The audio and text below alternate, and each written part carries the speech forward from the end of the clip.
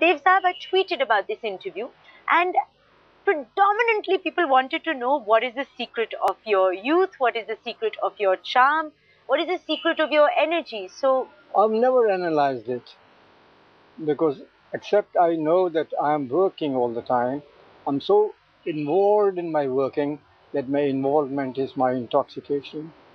but do you ever feel that a lot of your contemporaries have left you, have passed away? Do you ever feel lonely that you're here alone? I'm alone.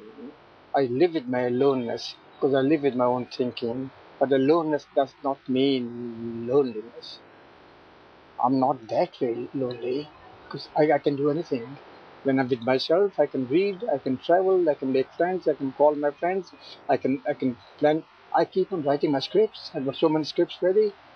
So has age not been an impediment at all? Why think about it? If something has to happen, it will happen.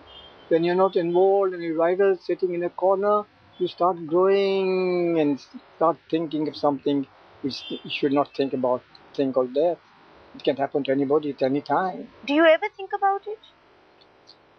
I think in a subconscious state of mind, everybody should be thinking of it. In a thing of beauty where you're swimming and you're floating all the time, why should you think of something called death? I don't think so. Because then you're living all the time, you're prolonging your life. And the feeling can only be sensed by people who feel it, who deserve it, who can do it, but not by everybody else. You got to be creative. You got to be leaving something for the world to talk about you. I think you've left more than something for the world to talk about. I don't know. I think my life is still going. I joined the movies in 1945. 1945. And it was the only thing you wanted to do? I came only for this. And I wanted to go for my MA. My father said, no, beta, you go to the bank and do some work. He was going through a very lean period of his financial life. And I quietly picked up my bag and boarded a train with the third-class compartment and landed up in Bombay Central. Can you play a leading man to date? How do you define a leading man? The central character of your story is a leading man. So you cast yourself as a leading man. Do you think you can compete with the people, the actors of today? Yes. Why not? Why not?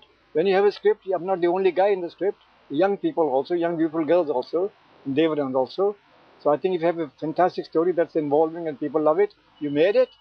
I have a tweet from someone. This is a question you might like. It's from someone called Valever. He wants to know, do you still get chicks around? Yes. Yes. Today's times, every young girl when she grows up, every young boy when he grows up, and he looks at himself or she at herself into the mirror, the first desire is to be a big star. When they have their dreams, you leave them alone with the dreams and with somebody that they think that person can realize the dreams. The heart comes out. They open their hearts out, and I know I've got fantastic stories. Absolutely fantastic. So do a lot of youngsters come to you? They do. Opening their heart out and saying, make me a star.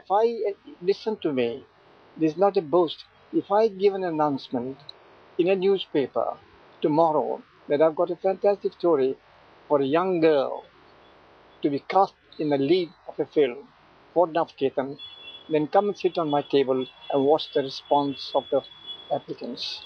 You'll be surprised. And is that a bit of an ego boost or not? No. Slightly, yes, because I'm human, but I'm responsible. There's a difference between me and a novice. There's a difference between me and an inexperienced man. There's a difference between me and a stupid scoundrel. I'm a gentleman.